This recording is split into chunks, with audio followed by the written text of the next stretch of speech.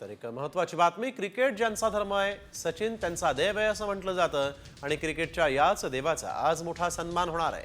सचिन तेंडुलकरला त्याच्या कामगिरीसाठी सी.के. नायडू जीवन गौरव पुरस्कार प्रदान केला जाणार आहे। बीसीसीआय एका जंगी कार्यक्रमात सचिनला हा पुरस्कार प्रदान करेल। त्यामुळे सचिन आता अजित वाडेकर, सुनील गावस्कर, दिलीप वेंगसरकर, कपिल देव, विजय हजारे यांच्या पंक्तीत विराजमान होणार आहे। सचिनला यापूर्वी भारताचा सर्वोच्च सन्मान भारतरत्न मिळालेला आहे। याशिवाय त्याला अर्जुन पुरस्कार, खेलरत्न, पद्मश्री, पद्मविभूषण आणि महाराष्ट्र भूषण या पुरस्कारांनीही सन्मानित करण्यात आलेला आहे।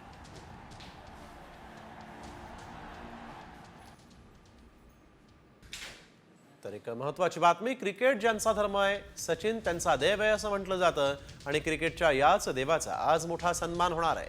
सचिन तेंडुलकरला त्याच्या कामगिरीसाठी सी.के. नायडू जीवन गौरव पुरस्कार प्रदान केला जाणार आहे। बीसीसीआय एका जंगी कार्यक्रमात सचिनला हा पुरस्कार प्रदान करेल।